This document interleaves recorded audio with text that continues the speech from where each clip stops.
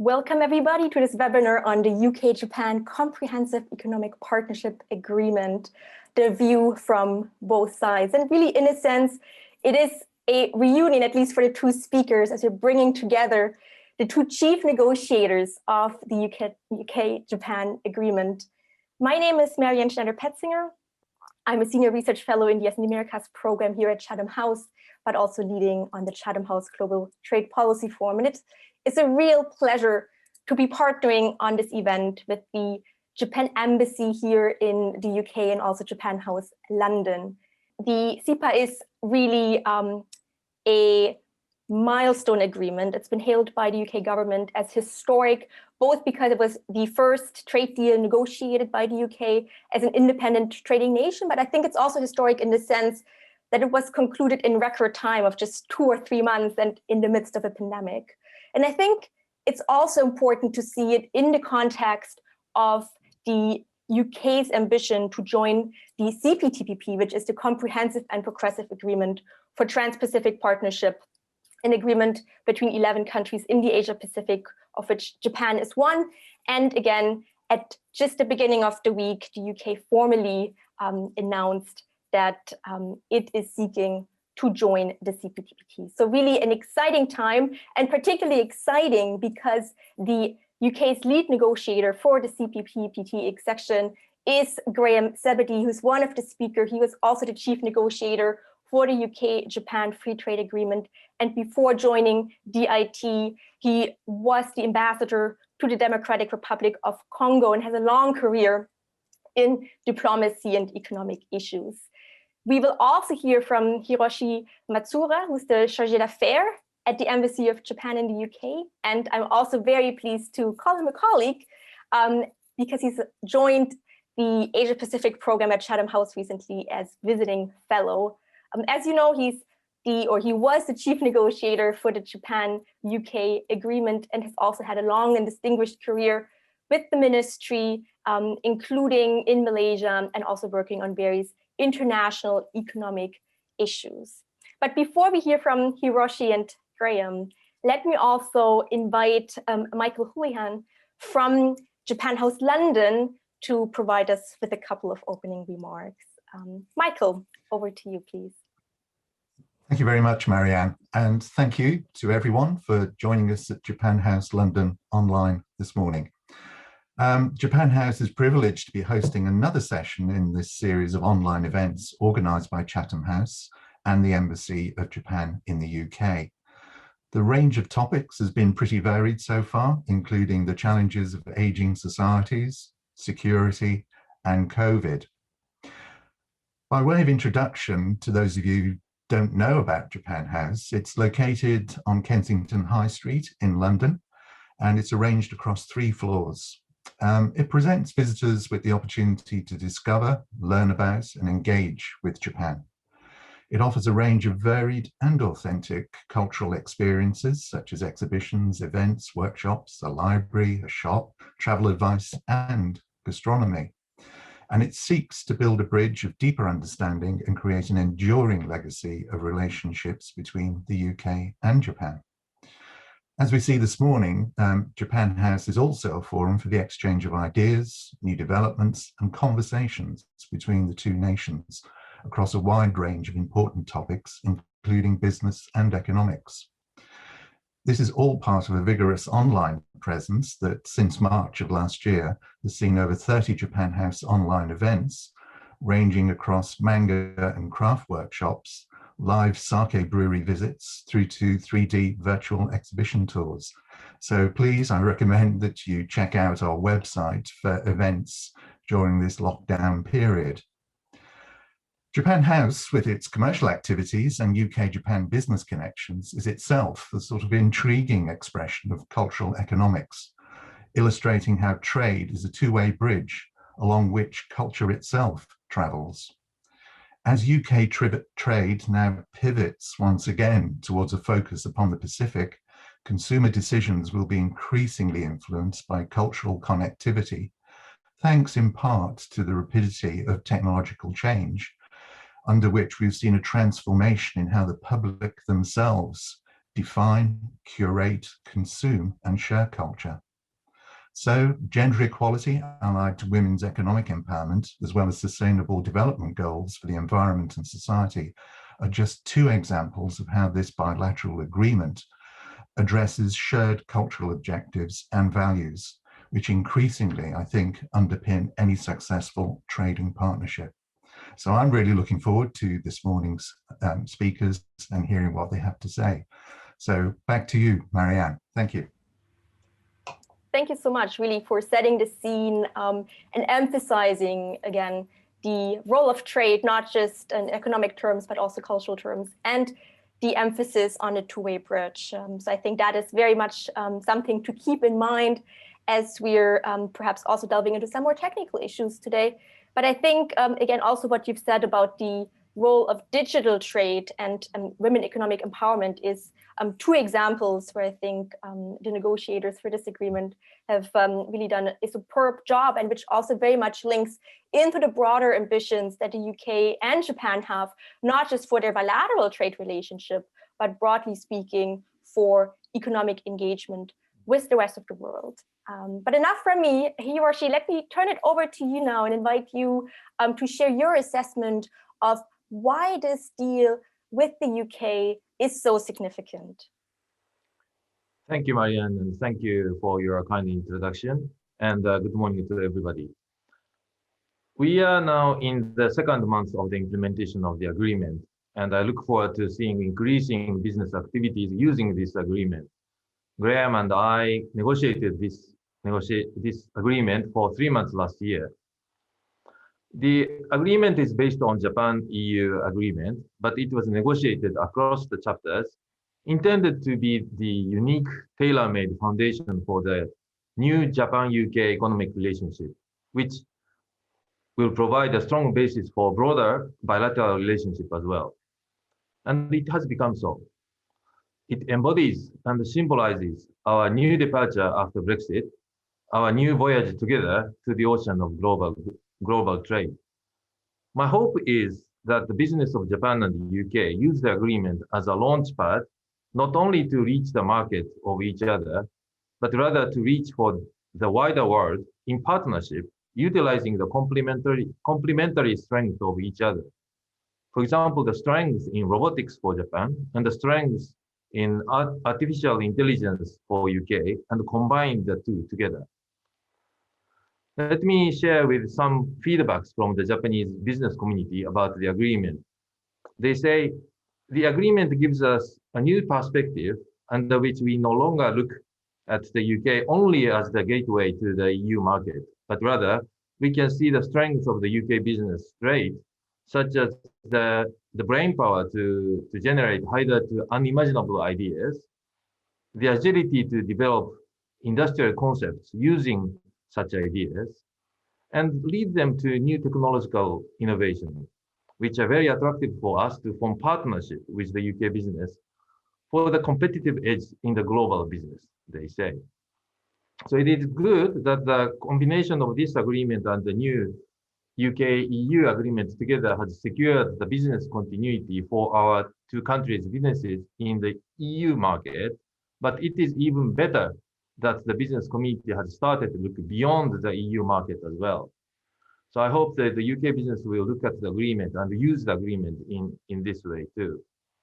Particularly, as Marianne mentioned, the digital trade chapter is relevant, as it has realized a significantly higher liberalization than Japan-EU agreement.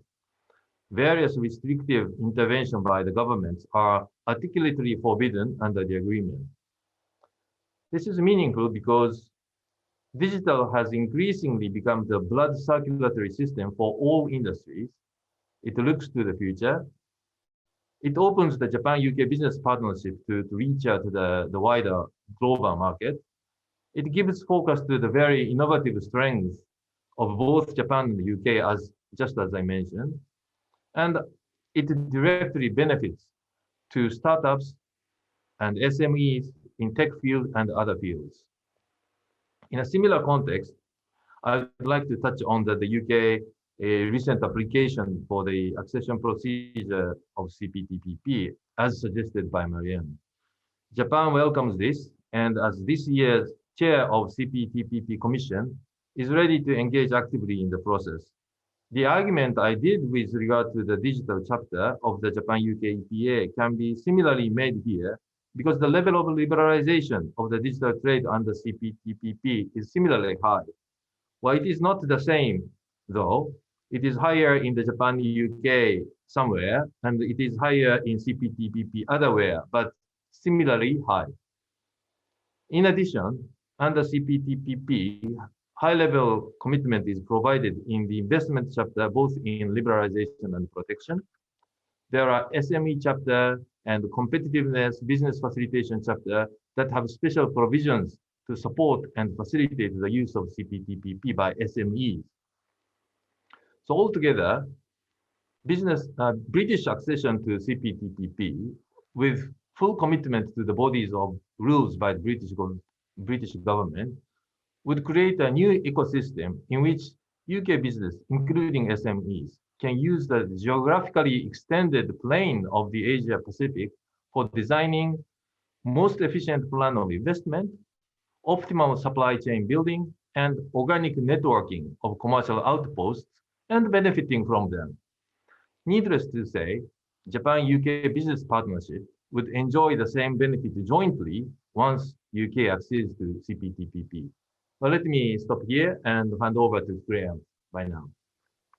Perfect.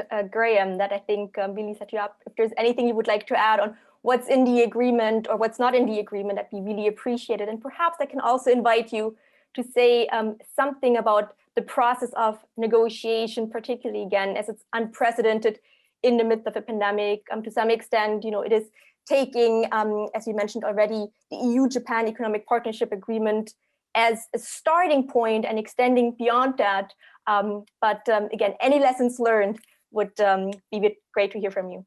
Great. Well, thanks very much, Marianne, and thanks, Hiroshi. Very good to see you again. And hi to everyone. So I think this agreement was really significant for a number of reasons.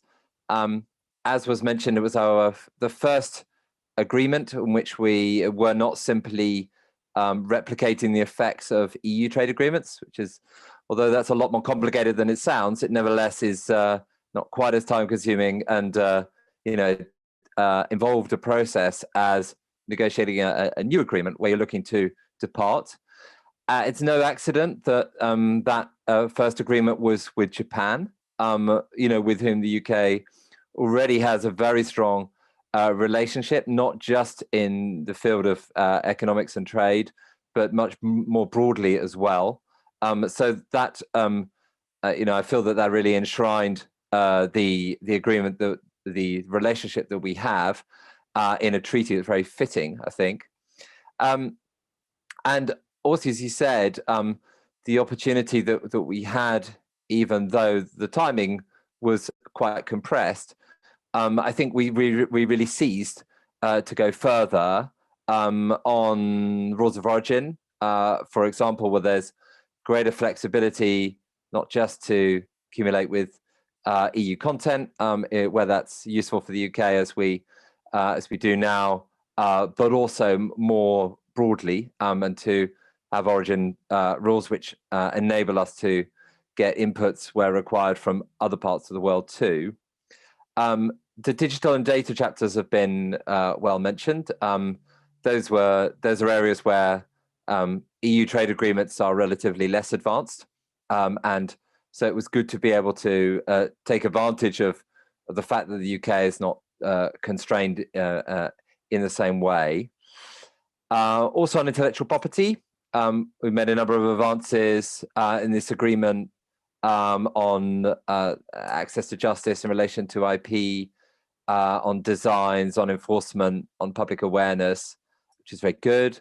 On geographical indicators, whereas currently we have 7 such things. This is like Cornish clotted cream or Melton Mowbray pork pies, where 7 protected in Japan. Now in future we could have up to 70 more.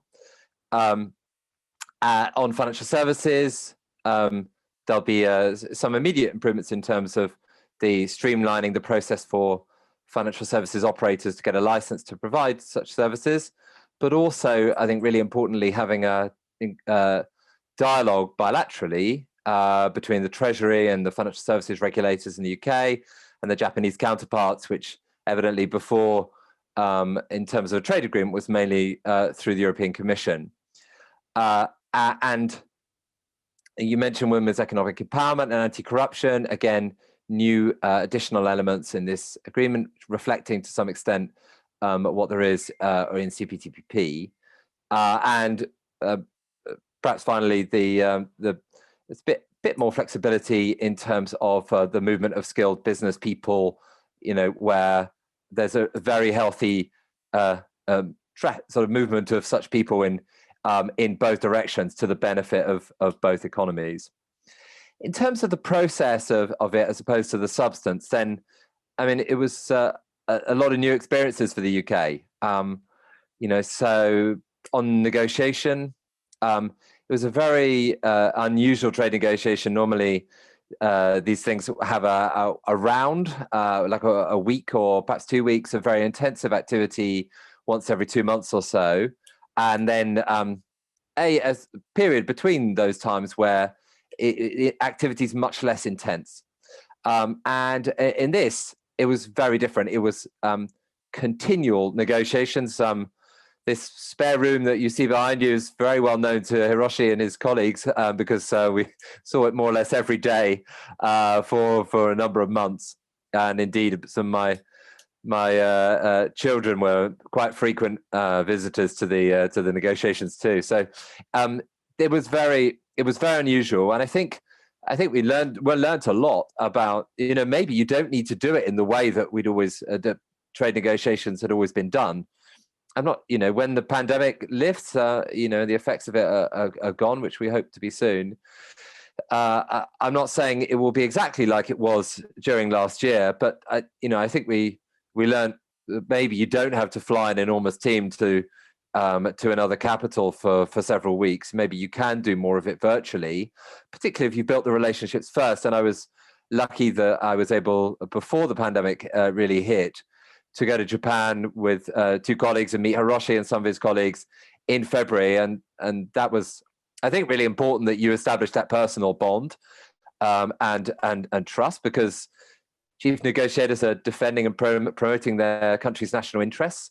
But if they can have that relationship of trust between them, then it really makes everything a lot more possible and quick to do. So I think that was really important. I'd say also, when we came to conclude the trade agreement, clearly, we judgments to make on the UK government side. Is this the right deal to have? And then we have then during the process, we were engaging with business, and then afterwards to explain the deal. Also to explain and promote the agreement to our Parliament, which debated the agreement, and it went through the current parliamentary process for ratification of that agreement without, with a lot of challenge and scrutiny, but not too much problems, which was great. So all of these things were new, and I think we learned a lot about how to do things better, which I'm sure we will, incorporate into future trade agreements. So finally, because I want to keep these remarks short, I'll just say something about CPTPP. I completely agree. I think Hiroshi set out some of the benefits of it extremely well. For us, this is absolutely partly a thing to bring economic benefits in a number of ways. And it's also an opportunity to join this really high standards agreement, and as a means ultimately to promote higher standards even more broadly than through this agreement, and by which I mean globally in WTO. And it's fantastic that you have an agreement between 11 countries, which is at this which has such deep commitments in terms of rules and market access, and that's really a very appealing prospect for the UK to want to be part of for plenty of not just economic rules reasons, but also as part of the UK's overall increasing focus on the Indo-Pacific, which has been well discussed in foreign policy fora as well. So I'll leave it there, Marianne, but thank you. No, perfect. That's really tremendous, both in terms of the substance and the process. But let me both press you a bit on perhaps the limits that you faced. Obviously, the time frame was quite limited. So to what extent did the scope and the ambition of the agreement have to be downscaled? If you'd had more time, what would you have liked to cover more regulatory cooperation, for example, or perhaps also very much looking at a comprehensive investment chapter, which I think is missing, but perhaps again, looking towards CPTPP, is that one of the areas that definitely needs to be focused on more? Hiroshi, why don't we start with you and then Graham? Yeah, we were keenly aware of the time limitation from the outset of the negotiation, so that when first we met in February last year, we tried to scoping down a little bit from the full ambition.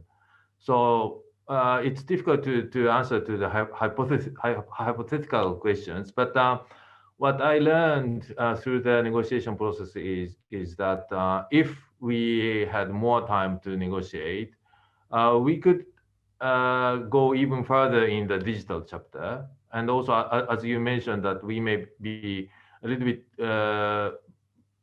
be advanced in the investment chapters, and also the whole chapter of market access that was severely limited by the time constraint.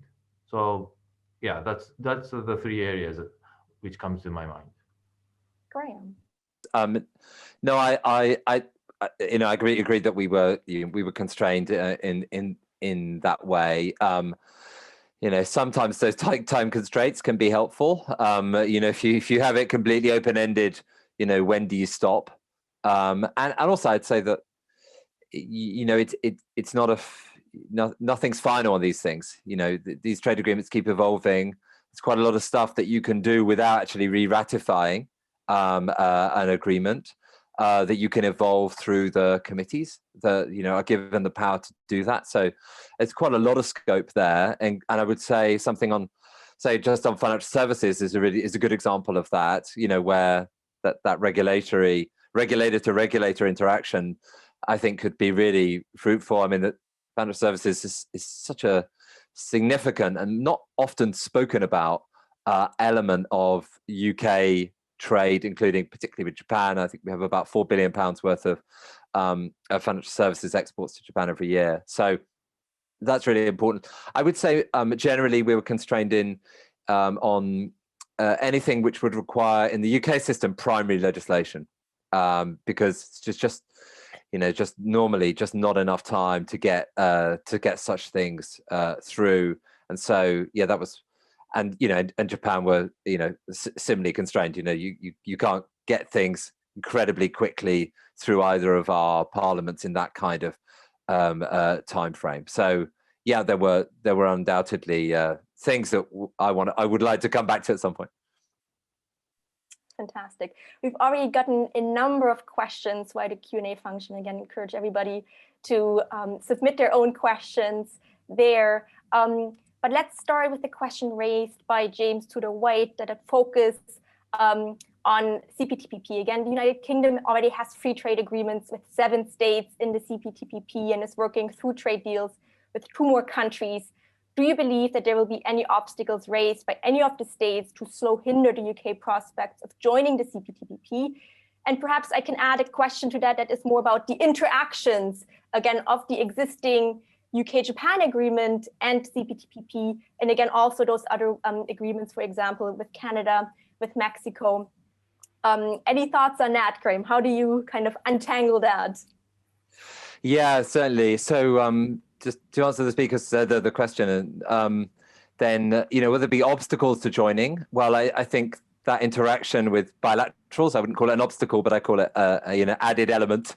I would say. The UK has to make a serious application, and the more credible of that application, the smoother things will go. I heard what Hiroshi said earlier about the expectation in terms of the rules. So that's an important thing that the UK, has to bear in mind for sure.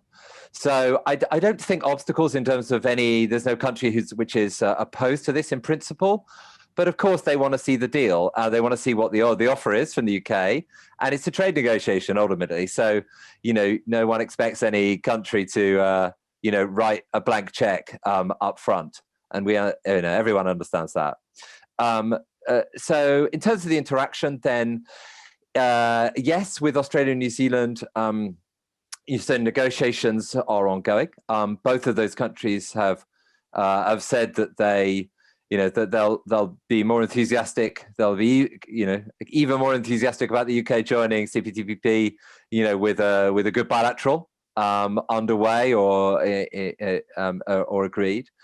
We're also negotiating with Canada and Mexico, or will be, not doing so now, but we've agreed with those countries that we'll start those negotiations this year. And there's an interaction there. With Mexico, we have quite a limited trade agreement, not by design, but because it replicates the effects of the current EU-Mexico agreement, which is very old. And so CPTPP would be a really big advance on that in a whole host of areas. With Canada, the UK-Canada agreement much more is quite a lot deeper than UK-Mexico, but nevertheless, it's quite a the CPTPP would take us further than that in a number of ways as well. So we just have to sequence things both on rules and market access in a way that benefits us, but also benefits the other party. Let me also add from the viewpoint of interaction between Japan, UK, and UK's accession to CPTPP. As Graham mentioned, there will be the joint commission under the bilateral agreement, and also the future opportunities to revise and amend the agreement. But even sooner than those opportunities, the accession negotiation of UK for the CPTPP will come. So that will open opportunities for Japan to negotiate those areas of trade which we didn't have enough time to give a higher level solution. I mentioned digital and investment and market access. Those are exactly the area which in the accession negotiation process, we will devote some time and energy with the UK government. Great. We have a number of questions that are related to CPTPP, so I'm going to try to bundle them together. There is one question related to, perhaps the Biden administration also seeking to join CPTPP. There is another question by Duncan Bartlett around, the UK, in addition, also joining, the Quad, Informal Defense Alliance with Japan, Australia, the US, and India. Is there a link on that front? Another question is, what is the UK stance on China and China seeking accession to CPTPP? And to also bring in a question that was raised by Kugila Balakrishan. I'm not sure I'm pronouncing the name right, but that's more around the questions of development and how the UK and Japan can assist other countries to also be fully committed to such platforms as the CPTPP. Graham, can I turn to you to pick and choose some of those questions that are related to CPTPP? Yeah, sure. So on the US joining, I mean, I know nothing more than anyone else who reads the newspapers on that, I'm afraid. But, it's obvious, and I imagine President Biden has plenty of other things to think about currently. In terms of China, well, I mean, the UK doesn't have any right to comment on who gets into CPTPP when we're just trying to join ourselves. But in terms of overall trade issues with China, then people will have seen, I guess, if you follow these issues, the recent announcement that we made in relation to trade with Xinjiang. So there's quite a live issue in relation to the trade bill going through Parliament in relation to that whole set of issues as well. So that's I think. Well, I'll just knock off those two, and then perhaps I'll come back if there are others you would like me to talk about. No, that's great for now. Hiroshi, any thoughts from you and Japan?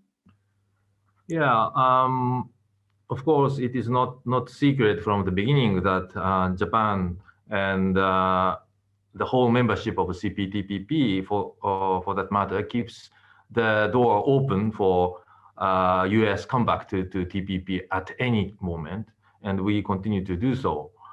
US was the original initiator of TPP, and it is the largest and the most advanced economy among the TPP 12. And by definition, the most natural leader of the bloc, which is united by ideals of high-level liberalization and rule-based commerce that are suited for the 21st century. So we think with the participation of US as a full member, TPP will fully able to carry out its original mission. So with the change of the administration, our expectation is certainly there, but as Graham said, it is early stage. We closely watch the shaping of trade policy of the Biden administration.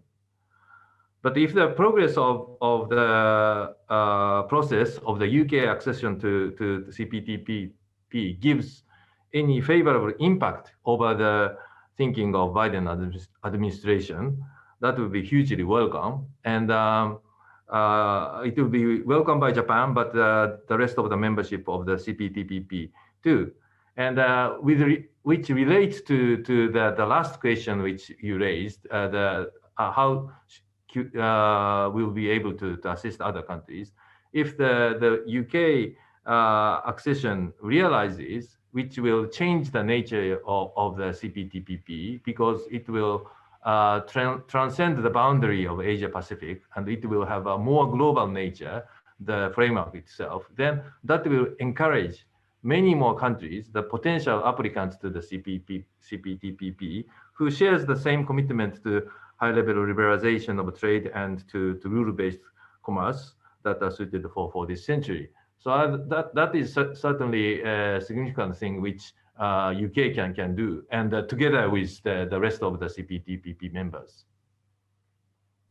One question by Lionel Messnotre also focuses on whether the UK application or any future application by another candidate member triggers reopening some of the chapters of CPTPP, or will it simply mean adhering to the existing text?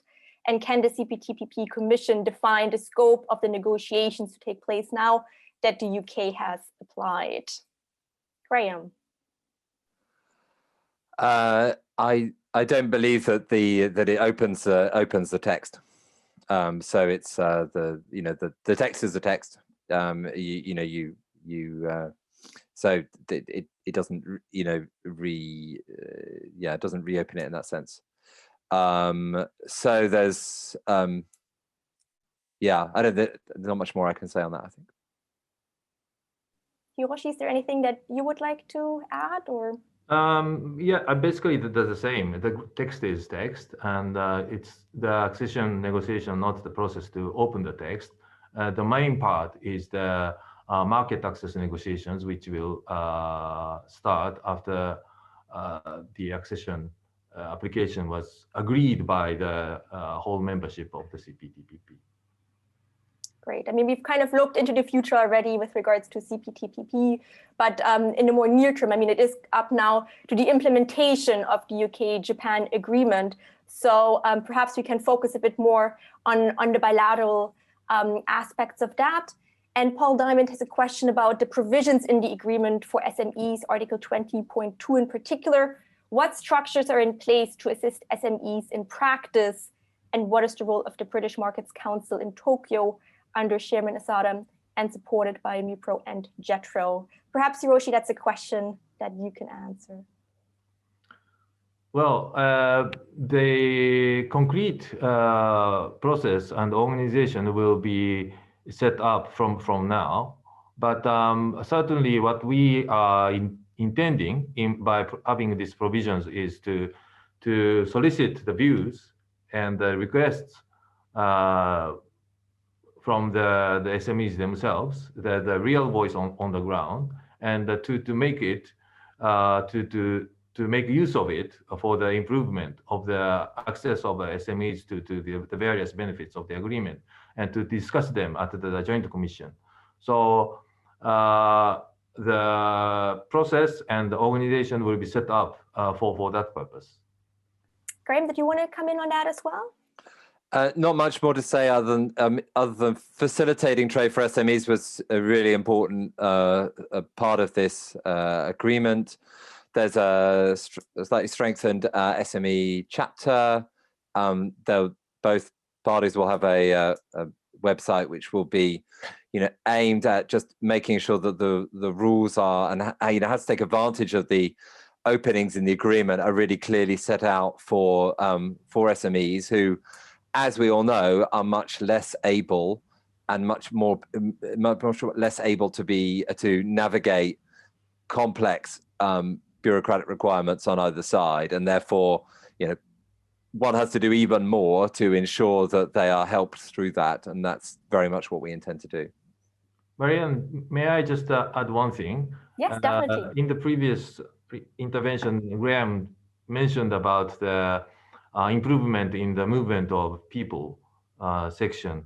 I think that is related to do the access of SMEs greatly. Under the new agreement, the processing of the working permit should be done within the 90 days for the intra-company transferees, and the spouses and children of the intra-company transferees will be granted the same status as the intra-company transferees themselves. And also the requirement for conditions for investor status has been relaxed. That will give a great benefit to the SMEs, because those SMEs do not have the large armies of administrative unit or legal unit which will support the front units. But even without those supporting units, the SMEs can enter the British market easily. And likewise, the British SMEs can enter the Japanese market easily. Thank you very much. It was very useful in terms of additional context. Now, Eric White says the agreement envisages extending the accumulation of origin to the EU by negotiating amendments to the EU-Japan agreement. Do you think that there is any prospect of that happening? There's another question also on some market access issues that perhaps we can cover in that was raised by Andrew Foran. What were the market access issues that were constrained by the time frame? Graham. So I think on the first bit on EU, as to whether the EU-Japan agreement could be changed, I leave that to Hiroshi. But just to say that in the UK-EU agreement, we on purpose negotiated some extra flexibility on extended accumulation possibilities in relation to certain parts for cars, and it was partly with trade with Japan in mind that we did that. It's a time-limited provision, as you may know, but nevertheless really important in terms of realizing the vision that everyone wants to have for the rise of electric vehicles. In relation to market access, well, there are a number of things where one could, in theory, have gone further. I think what constrains is not just time; it's sometimes what we call forward MFN commitments, whereby if the UK were to offer something to Japan, it would automatically have to offer it to every other to other trade parties, and the same in the Japanese direction as well, which means that a certain opening that you give to one country ends up in being quite a lot more significant than that. and I think that can be significant. I think on audiovisual, there was, it's one thing which was not agreed at the time, but there's a provision in the text to look at that again at some point, and that may be one of the things that Hiroshi was referring to in relation to market access as well. Thank you, Hiroshi, I guess, particularly on that first question of the EU-Japan agreement. Yeah, well, of course, the rules of origin is the key for the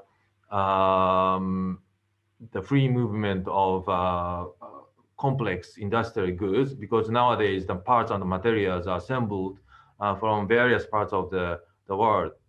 And particularly, the Japan-EU agreements are designed to use the industrial goods produced using the Japan material, Japan parts, EU materials, EU parts, and the UK material, UK parts can be freely assembled in the joint market of Japan, EU. And now the UK is not a part of EU, and what to do with it is a big question. But the question which we are facing at this point of the time today is largely coming from the result of EU-UK agreement, not from the Japan-EU agreement. And the result of EU-UK agreement is touched by Graham is not ideal one for us, but a realistic one. And I think this result, which doesn't cover any special accumulation rule for Japan parts or Japan materials, and it doesn't have the diagonal accumulation process, is something which we ideally hoped for, but there is it's not available by now. But this factor, this minus factor, has been already factored in by the business calculation of many Japanese companies or UK companies, which has the EU market as the target market. So I think as a realistic outcome, they have accepted this. So that's what I'd like to say. But I like to say that the conclusion and the outcome of the UK-EU agreement gave us a great relief moment last year at the Christmas time. And we, Japan, are very much happy that the conclusion came, and pay tribute to all those negotiators who led to this conclusion. A number of questions are focused on, not surprisingly, digital trade. Anna Isaac from Politico wants to know, did Japan see banning data localization as a key to deal with the UK and its own trade in data strategy? And I guess related to that is a question by Anna Teresa Dümchen, a student at UCL. Could you please elaborate on the negotiations about data flow regulation and privacy? Forbes has recently published an article quoting MPs raising concerns that the agreement undermines privacy laws and takes a more liberal approach on data regulation. Was this a compromise or a mutual strategic decision? Perhaps, Hiroshi, we can start with you on this one and then turn to Graham. Sure.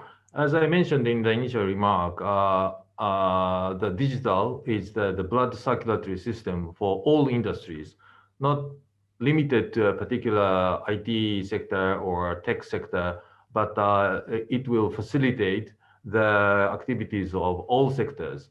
So that liberalizing of the digital trade is a key for the future trade, not only between Japan and the UK, but the trade in any quarter of the world. But it is good that the UK and Japan has a meeting of the mind to liberalize the digital trade in a positive way. And the result of the negotiation is really underlines this meeting of the mind. Now, the question whether will it be compatible with the civil society's concern about the privacy and protection of it, that is something which the British society has to give answer by debating among themselves.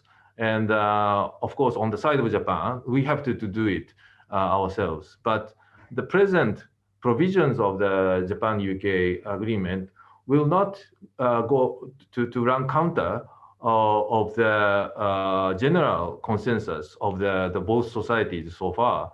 And if you look at the negotiation in Geneva for the future digital trade agreement, Japan, UK, EU are always on the same side to facilitate the free flow of data, of course with certain limitation and certain control, but the in principle to free up the flow of the data across the boundaries.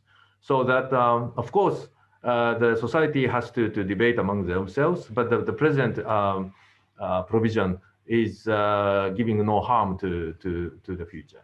Yeah, I think that's exactly right. I think there's a difference between a data adequacy decision and a provision in an agreement like this, and so you need the data adequacy framework in place in order to ensure the protection of data in the sort of receiving country for the data is considered adequate, and only then can data flow. So it's not running counter to that or undermining it at all. And as Hiroshi says, I think these provisions were agreed by both. I mean, it was difficult to say, well, was it a compromise? Well, everything's a compromise in trade agreements.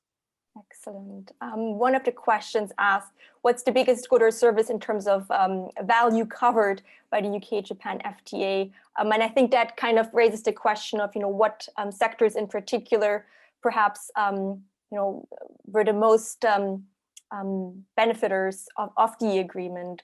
And again, another question very much focuses on the issue of women economic empowerment. Perhaps you can touch upon that as well. There's actually two questions on that. One is what specific regulations, initiatives have been adopted in this regard of women economic empowerment, and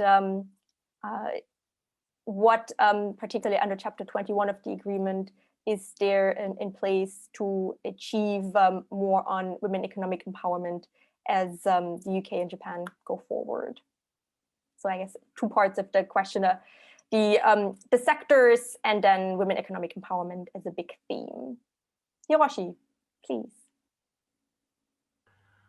Yeah, well, as you can see in the agreement, and also you can see in the title of the agreement is really comprehensive and tries to cover all the sectors. So I would say, and I would hope that all the sectors will benefit for the agreement. It really depends on how deeply each industry try to use the agreement to the maximum potential of the agreement. So I cannot say which sector is benefit better than other sectors. But as we have already seen in our discussions, there are certain topics we have in our mind. What is that is, for example, the digital, which is looking into the future, has to be taken care of. The services, the bulk of British trade to Japan is service that has to be taken care of, and complex industrial goods, including auto and rail and others, which has thousands and tens of thousands of parts across Japan, Europe, UK, and crossing the borders a number of times. That has to be taken care of. So those are the major concerns we thought we have to take care of. And the women, it is a great achievement for us to include the independent chapter to empower the women in trade. At this moment, this chapter is a programmatic chapter. It doesn't have the concrete measures in our language of the agreement yet. But through the discussion at the Joint Commission, we are hoping that concrete ideas will come up and to take up and for the betterment of the women's involvement in the trade business. Thank you. Graham, any thoughts from you on that end? Nothing further to add on women's economic empowerment. I think it's exactly right. It's, you know, the trade agreements are not really meant to sort of create laws in this area, but rather to provide a sort of structured forum in which both parties can talk about how best to cooperate in this area, you know, together, but also share best practice about what they're doing domestically to sort of you know, inspire the other. So you know, I'm quite excited about that prospect happening. I think in terms of sectors, then the ones Hiroshi mentioned are certainly right. I mean, I mentioned financial services a couple of times. I quite often like to talk about services a bit more because you know, often people just think about trade agreements rather too much in terms of tariffs, and of course tariffs are very important. But you know, there's a lot that can be done, not just in this area, but in a number of others to improve the environment for services trade, and that includes on mutual recognition of professional qualifications, and you know, generally to ensure that we are both regulating in the right proportionate way, and in ensuring that, you know, we're regulating in a way which doesn't impact on or go against our general treatments on our general commitments on national treatment, or treating service providers from other countries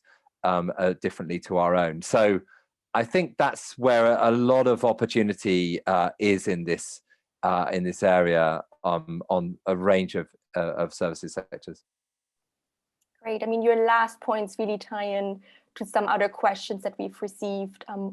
One focuses on the balance and how to balance the differences in various regulations, and is there, I guess, again, a way to strengthen regulatory cooperation? And another question asked about receiving work visas for working in Japan, and that person, Nikki Koppelman, is particularly interested in how this could work for self-employed people, freelance workers who are not necessarily able to have guarantor from an employer due to their status as a freelancer. Hiroshi, please. Well, questions are getting more difficult, aren't they? Well, regulatory cooperation between Japan and the UK is a very important one, particularly because that we are always aspiring for harmonious regulatory framework between the friendly nations and also big trade partners. But on the other hand, we have to, we are now in interesting context because the UK used to be the player inside the EU. EU has a big power over the global standards of the regulation, but now UK is out of it. So the Japan and the UK are now in the unique position to speak to the European Union and cooperate with the European Union, so that the whole regulatory regime, which has the global implication, has a good one, harmonious one, and which is accessible to other parts of the world. And that kind of responsibility, I think it's worth pursuing by the European Union, Britain, and Japan. And the second one for individuals, I mentioned the investor status in the context of the movement of people. Investor is a certain individual which has a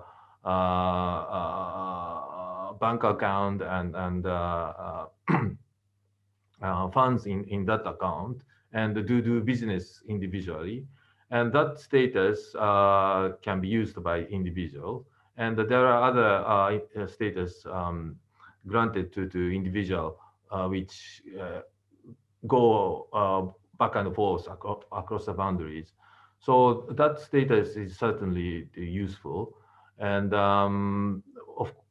also, as we discussed a number of times, the digital, the merit of the digital trade chapter can be used by individuals easily.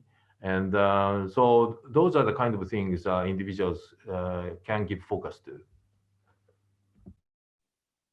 Fantastic. We've already covered a lot of ground. I'm afraid we're not going to be able to get to all questions since we only have 3 minutes left.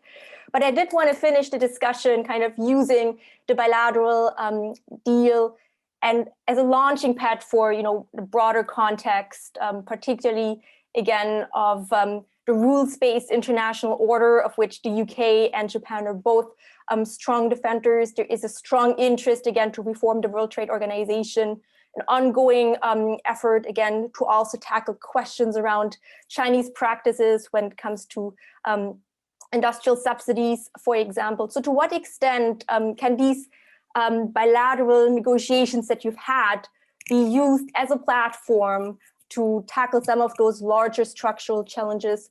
One question also very much relates to the broader ambitions of the UK's kind of global Britain vision going forward, and to what extent, again, the relationship with China needs to be managed. At the same time, again, the UK must ensure that the relationship does not damage the relationship with the US, for example, with Japan or India. So any thoughts that you kind of have on the implications of the bilateral deal that we have and what that means, again, for the broader UK-Japan relationship in the global context of strategic competition with China and really reforming also the multilateral rules-based international trade system. Hiroshi, the final floor is yours, please. Well, as everybody sees, the UK's accession to the CPTPP is a great step forward, exactly using the bilateral agreement to more global context. And as I mentioned earlier, we are hoping that will give impetus to other countries to join in to the CPTPP, who has shown the strong commitment to the liberalization of trade and the rule-based commerce. And that is the great avenue for us, Japan, UK, two countries will contribute to the liberal trade globally. But also it gives certain acceleration towards the discussion at the WTO as well. And as you know, the WTO is facing the big challenge, and the large-scale reform is long overdue. But the reform challenge is big, but the solution is not easy. And the meeting of the mind by the like-minded countries who want to promote the liberal trade with multilateral means has to be gathered and gain the momentum. And the tie of Japan and the UK, bonded by this agreement, will certainly intensify the cooperation by us in Geneva to solicit the willpower of the like-minded countries. Graham, final thoughts from you. Brilliant. No, I agree completely with all that. Just two other thoughts. I think the way that trade agreements work sometimes is that you look at best practice from other trade agreements that other countries have signed, and you take inspiration from that. And also, business and civil society and parliaments and citizens, they notice the other trade agreements too, and they say to governments, you know, why couldn't you have that sort of thing in your agreement? So you can get this sort of virtuous upward spiral where you get deeper and better and more progressive commitments in trade agreements. You know, I'm not saying it always works like that, but it can. And you know, so I hope that in the UK-Japan agreement, there are a number of things which other countries might possibly look at and say, actually, we could do that in our agreement too, which I think is part of the way that the network of bilaterals, which is never as good as multilateral, but you know, multilateral liberalization in WTO is very hard. That's how it works. And the second point, just finally, on you know, the UK's broader aspirations on trade. Well, we're one of my Secretary of State's in India right now, you know, so that's another important country for us. If you include that with CPTPP, what we're doing bilaterally with Australia and New Zealand, and the US, and we've got a network of another 30 or so bilateral trade agreements that we're now starting to implement that came into force on the 1st of January. So, and then add into that what we're trying to bring some leadership on trade into the G7 during our presidency this year as well, trying to be active in WTO, on services, on digital, on the environment, on some other issues, you know, now that since EU law stopped applying to us on the 31st of December. So you know, I have to say it's a really exciting time in UK trade policy for all those reasons. And you know, we see it as very much partly about doing everything we can to aid the domestic recovery and the levelling up agenda that we have in the UK, but also seeing this very much as part of our wider foreign policy too. So it's a fun moment, I must say, to be involved. Fun moment navigating a very complex landscape, and it's been really tremendous to hear from both of you, Hiroshi and Graham. You've got your work cut out both with the implementation of the UK-Japan agreement, but then also very much looking ahead to CPTPP. So I'm sure we'll have you back at some point. There's certainly a number of issues that we've just scratched the surface on today, but thank you both very much, and to our audience for excellent questions. It's been a real pleasure. Thank you. My pleasure. Thank you very much.